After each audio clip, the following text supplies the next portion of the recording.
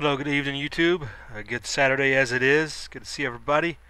This is going to be a VR to Seller559 in this video you see here that he just made yesterday concerning the border threat across with ISIS, and just putting it into a scenario of if it was what he called PCE, post-collapse environment, I think is how he termed it, or post-Clinton environment was I think another joke he threw in there.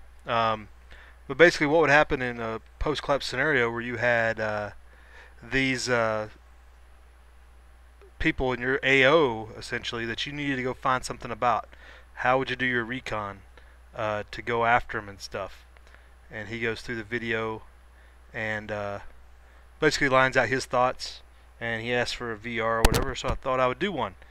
And Sly Tiger did a VR to it, and I'll put the links to all these videos below in the comment box there. And Sly Tiger, put some general stuff out there, but I wanted to get some more into some specifics and whatnot, and kind of the rationale behind it. One of those being identify your hazards now. Identify these likely areas and pre-recon them. I mean, I'm sure Sly Tiger's been across the border in these areas before. Maybe not the most comfortable places to visit, but he's probably been across the border a few times and got a general idea of what's over here. And that's good, because ideally you have somebody who is familiar with the area and familiar with everything that is maybe out of place. Anybody who's been in that area, you want to get the information from them first, or put them on your recon team, or however you're going to break it down. Ask questions of people as they come into your area that are moving out of that area. Before you even go out. So you can kind of narrow it down.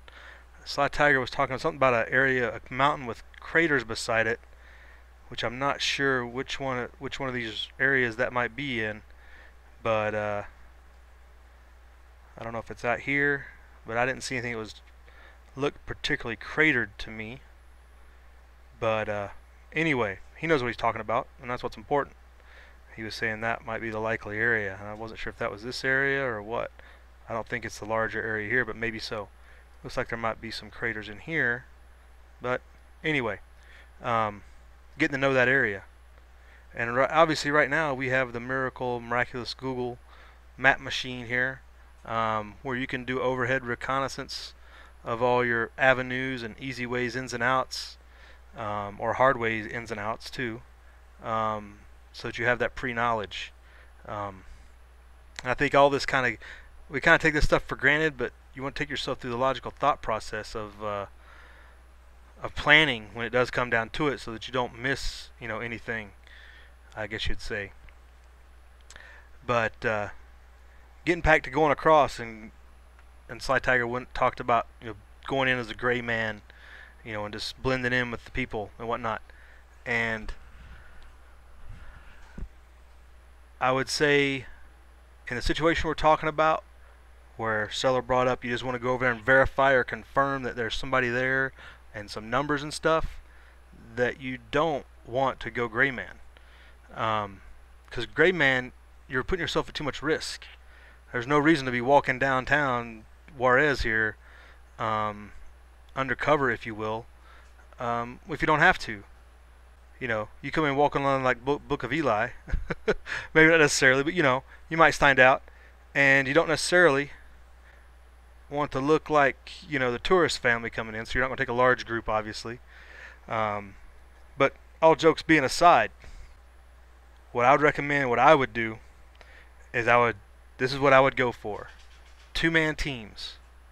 And I said teams, plural, is what I would go after. And this kind of goes with what your group's capabilities are and what you have on hand and available.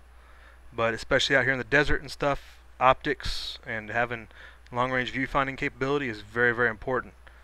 And having people that are trained to operate like this is going to be very important for everybody, essentially. But what I would do is I would break down my suspected area, and I'd try to get as many 2-man teams as I could to get a viewpoint of the area I was trying to get into, under observation, if you will. I mean, you can see for a long way in a lot of these areas. There's no reason to put yourself where you can view from 3 kilometers away or whatever. So let's say we use Sierra de Juarez here as our area that we're going to divide for observation. I would just divide it into quarters on a map. I'd have team 1, which might not be a good area to observe, but still you want to get movement. Team 2 observing, 3 and 4. Now 3 and 4 are obviously going to be at a viewpoint what you would consider behind enemy lines necessarily, but it depends on what you got available and what you can do. But this is to put it in perspective. Develop your area that you want to observe and give them key indicators: number of people, types of vehicles, you know, what you call a salute report in the military, size, activity, location, troops, was it salute, I forget, you know, forms, SALTUE, man, I forgot everything. And what they might be, what you might see. They might not see anything, and you know, it might just be a handful. But if they start identifying, you know, 5 or 6 pickups a day, you know, in a 8-hour period or something, moving along a certain roadway or going behind a certain draw in a certain valley, coming down off the mountain or whatever your area is, that gives you better information that you can then act on or then make your plans on. So I would not risk a 2-man team, you know, walking into, you know, what you consider hostile territory, and only do so at the bare minimum. Like I said, if you wanted to get observation of the back side of this mountain here, and you had to put a team, say, over here and one over here somewhere, that's a little hairier. You know, ingress and egress routes are going to be very important, especially this one out here to the west. It's a lot of open terrain to get back across to where maybe potentially you can help them out.